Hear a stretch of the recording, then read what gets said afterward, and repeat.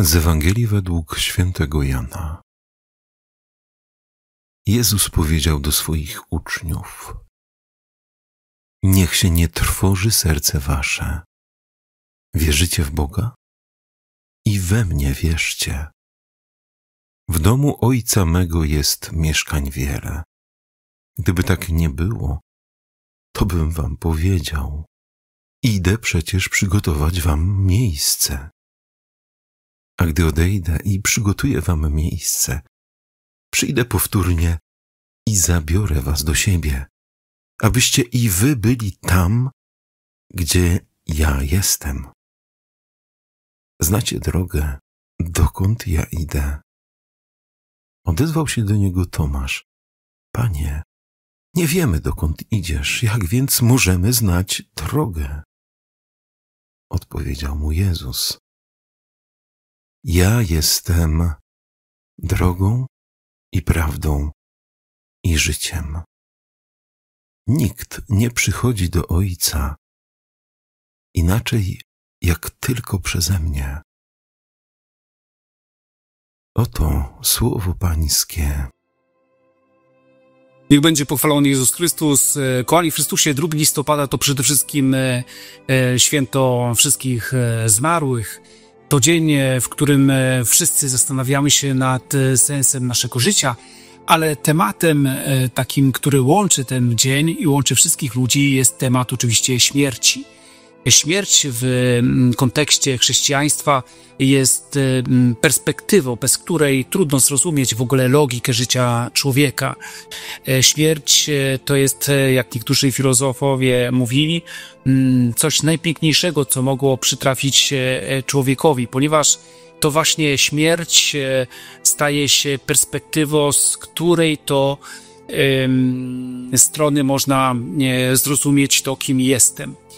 Posłużę się tutaj metaforą, którą często używam w swoich kazaniach, aby wytłumaczyć rolę śmierci w naszym życiu.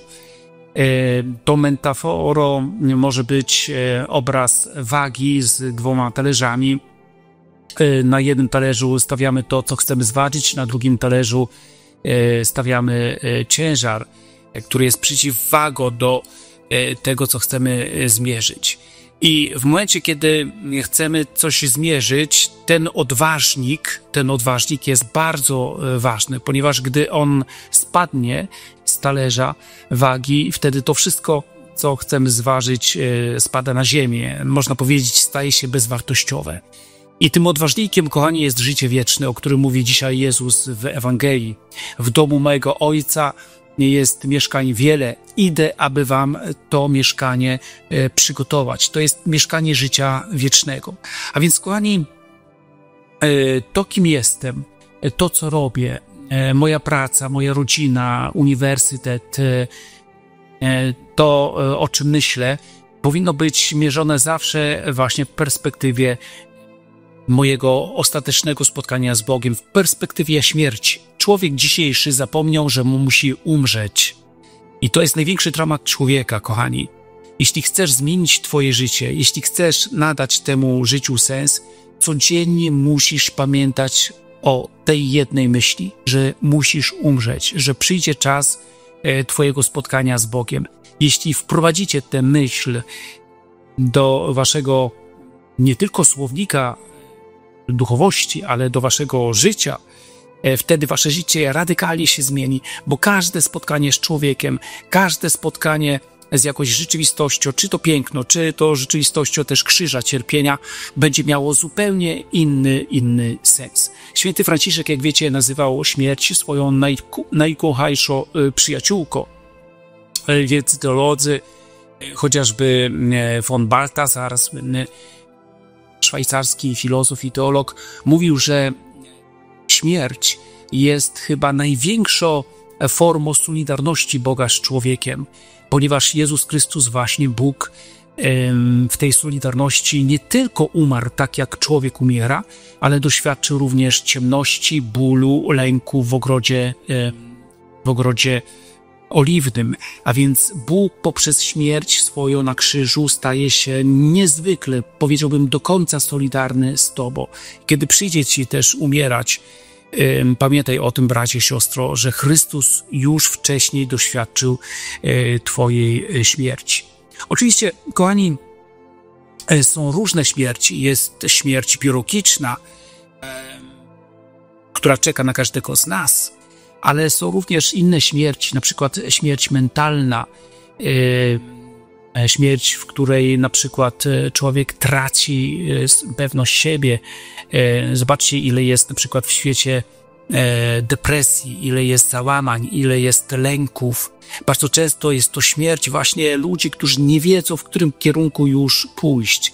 Załamują się. To też jest śmierć, z której trzeba zmartwychwstać i można z niej zmartwychwstać, tak zresztą jak i ze śmierci biologicznej, tylko z Chrystusem, bo On również taką śmierć przeszedł. Ale jest śmierć jeszcze najgorsza, kochani, oprócz tej biologicznej, oprócz mentalnej. Jest śmierć ducha, śmierć duszy. Jest to śmierć spowodowana przez grzech. Możesz być żywym tutaj na ziemi, możesz pracować, możesz mieć rodzinę, możesz jeździć na stadion, na jakieś koncerty czy mecze, czy robić cudowne wakacje co miesiąc, ale możesz być człowiekiem już nie żyjącym tutaj na ziemi, kiedy grzech wziął, że tak powiem, w posiadanie twoje serce, twoje sumienie. Oczywiście my jesteśmy grzesznikami i upadamy i będziemy upadać, ale prawdziwy grzesznik to ten, który nie spowiada się, który po prostu żyje w grzechu od lat i jest mu z tym dobrze. Natomiast święci to są ludzie, którzy potrafili i potrafią natychmiast podnosić się, jak widzą, że spadają w krainę grzechu. A więc życzę wam właśnie, abyście z Chrystusem powstawali z tej krainy, potrójnej krainy śmierci, tej biologicznej, tej powiedziałbym mentalnej i tej duchowej, czyli śmierci serca. Moi drodzy, to Jezus Chrystus ze swoim zmartwychwstaniem pokazuje nam drogę. W dzisiejszej Ewangelii Jezus mówi: ja jestem życiem, ja jestem prawdą, ja jestem drogą. I to jest droga, która prowadzi ze śmierci do zmartwychwstania. Przed śmiercią i zmartwychwstaniem Pana Jezusa szatan po upadku pierwszych rodziców w raju dokonał czegoś niesamowitego. Po prostu udało mu się stworzyć taki idealny system zamknięcia ludzkości w Szeolu, w śmierci, tak ją nazwijmy. I nikt przed Chrystusem nie potrafił z tego systemu śmierci, z tego więzienia wydostać się. Jezus, jako zmartwychwstały, doskonały człowiek, Bóg, sprawia, że On ucieka, wydostaje się z tego więzienia śmierci i wskazuje nam drogę. I szatan wie w tym momencie, kiedy widzi, że w jego rejestrach więziennych brakuje jednego imienia, jednego nazwiska. Jezus Chrystus. I wie, że cały ten system po prostu ma dziurę, ma ogromną dziurę.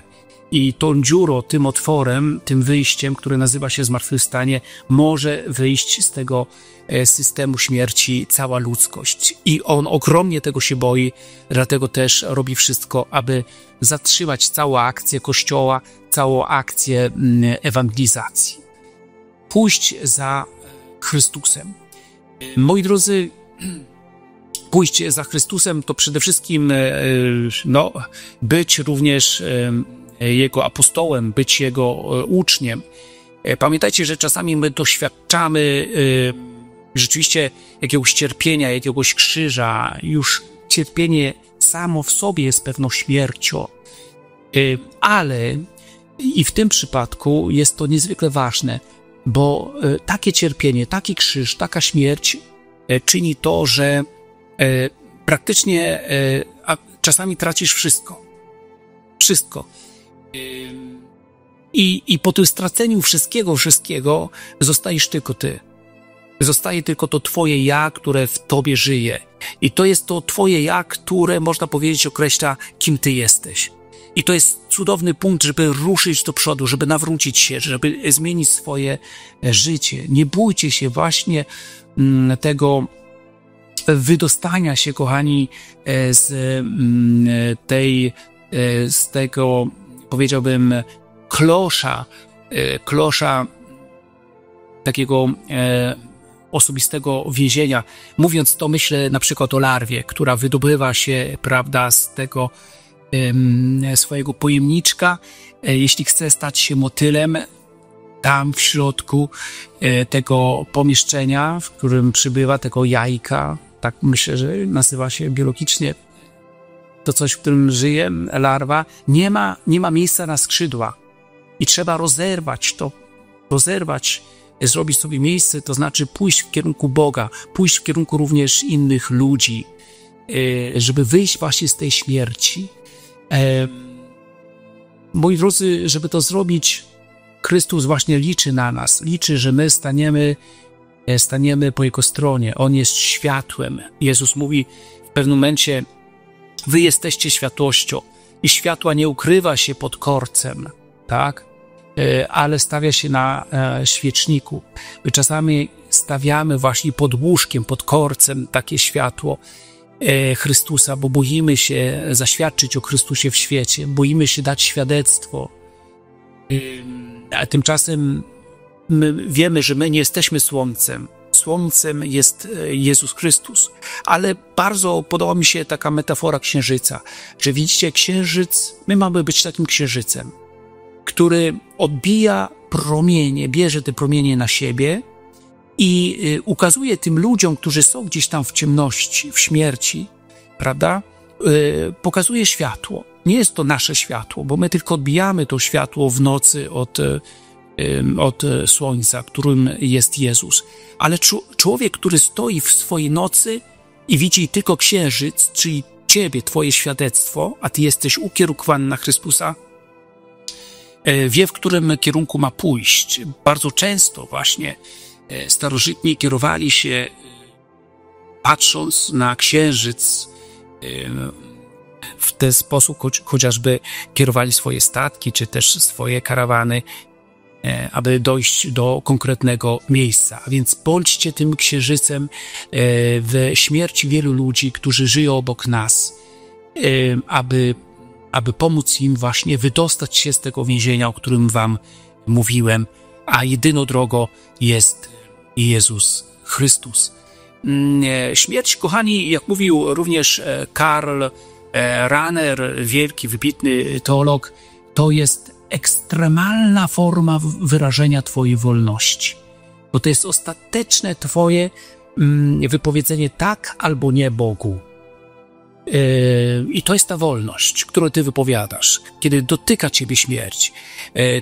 Jesteś tuż przed śmiercią, prawda, to biologiczną, czy właśnie doświadczasz śmierci mentalnej, czy duchowej, tam mówisz albo tak, albo nie Pan Bogu. I my potrzebujemy również bycia ludźmi wolnymi, więc zapraszam was do tego, żebyście stali się wolnymi, żeby również ta katecheza posłużyła tobie, bracie i siostro, do wyrażenia właśnie takiej konkretnej decyzji, podjęcia takiej decyzji, albo tak, albo nie, które daje Panu Bogu.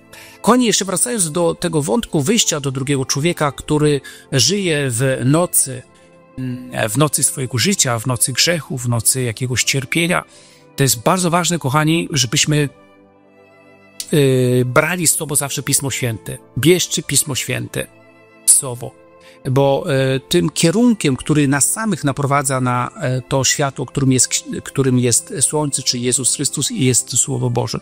Trzymajcie w sercu Słowo Boże, ale pamiętajcie, że trzeba żyć czysto Ewangelią, oryginalną Ewangelią, nie komentarzami do Ewangelii, bo komentarze do Ewangelii my bardzo łatwo sobie dobieramy z internetu, prawda, z YouTube'a, z TikToka, z Facebooka i wybieramy to, co nam się podoba. Natomiast potrzebna jest taka oryginalna, czysta Ewangelia, tak jak żył Jezus, która opowiada o czystym życiu Jezusa. Jeden z pisarzy, Newman, w jednej ze swoich książek opisywał takie zdarzenie, kiedy do pewnej miejscowości wtargnęli żołnierze, szukając uchodźca, zbiega. Ten zbieg ukrył się wcześniej w tej miejscowości, była to mała wioska, i komendant wojska, powiedział do wszystkich tych mieszkańców tejże wioski, którzy go ukrywali: macie 24 godziny na to, żeby wydać nam tego zbiega. Jeśli nie, wszyscy zgniecie i spalimy wam waszą miejscowość. I oczywiście oni wszyscy byli bardzo smutni, zrobili naradę, no i zwrócili się do księdza. I ksiądz całą noc nie spał, myślał i otrzymał właśnie Słowo Boże, które mówiło: dobrze jest, gdy jedna dusza, jedna osoba zginie za wszystkich. Prawda? I on rano mówi: trzeba wydać tego zbiega, bo tak mówi Pismo Święte. I gdy wydano tego zbiega, ukazuje się anioł temu księdzu i mówi: coś ty narobił. No ale dostałam takie słowo: ale nie spotkałeś tego człowieka. Nigdy nie pofatygowałeś się, żeby spotkać się z nim, żeby spojrzeć mu w oczy, bo gdybyś spojrzał w jego oczy, zobaczyłbyś Jezusa Chrystusa, zobaczyłbyś Mesjasza. I kochani, widzicie, my czasami bierzemy Pismo Święte, ale nie patrzymy ludziom w oczy. Nie patrzymy ludziom, których spotykamy, którzy żyją w ciemnościach, tak jak ten uchodźca w ciemności ucieczki, w oczy. I wtedy to Pismo Święte jest niejasne. My nie rozumiemy tego Pisma Świętego. A więc pamiętajcie, że wziąć Pismo Święte, wziąć tę katechezę, którą tobie nagrywam, to znaczy pójść z nią do ludzi, patrzeć się głęboko w oczy historii tych ludzi, w oczy ludzi cierpiących, będących w ciemności na przykład grzechu, bo nie spowiadają się, bo przeżywają jakąś wielką rozterkę, jakiś upadek psychiczny czy moralny. Pamiętajcie, Pan Bóg wszystkich przygarnia do siebie, ma miłosierdzie dla wszystkich, ale potrzebuje właśnie ciebie, abyś ze Słowem Bożym potrafił i z miłością do drugiego człowieka właśnie ustawić siebie na słońce, abyś stał się księżycem, aby ludzie w mroku mogli zobaczyć, jaki kierunek prowadzi do Chrystusa. Kochani, święty Augustyn mówił, że nasi zmarli nie są nieobecni, ale niewidoczni. Pamiętajcie o tym. Śmierć jest dla nas chrześcijan tylko przejściem, nie jest unicestwieniem, jest przejściem. Święty Augustyn mówił: gdy mnie tutaj nie będzie, ja będę obok w pokoju. Ty będziesz sobą, ja będę sobą. Nawet gdy będziemy w dwóch miejscach zupełnie innych. Ale będziemy, ale jesteśmy. Pamiętajcie, że wasi zmarli żyją w Jezusie Chrystusie. Gdy kapłan podniesie do góry Najświętszy Sakrament podczas mszy świętej, ciało Jezusa Chrystusa, tam w tym białym ciele Jezusa Chrystusa żyją wasi wszyscy zmarli, którzy są w niebie i żyją w Chrystusie. Więc możecie również zwracać się przez Chrystusa do nich i prosić ich również o modlitwę. Pamiętajcie też o modlitwie za wszystkich zmarłych w tym dniu i w tym tygodniu. I pamiętajcie, i na koniec powiem wam, że śmierć jest takim zakrętem. 90 stopni. Idziesz i w pewnym momencie już ciebie nie widać, bo jesteś na tym zakręcie, minąłeś ten zakręt i nikt ciebie nie widzi, ale ty dalej idziesz, bo nasze dojście do życia wiecznego i bycie nawet w niebie to ciągła wędrówka, bo Bóg jest nieskończony. My w niebie nie myślcie, że będziemy siedzieć bezczynnie. My będziemy iść, maszerować w sposób nieskończony ku miłości. I to jest moje życzenie dla mnie i dla każdego z was. Niech będzie pochwalony Jezus Chrystus.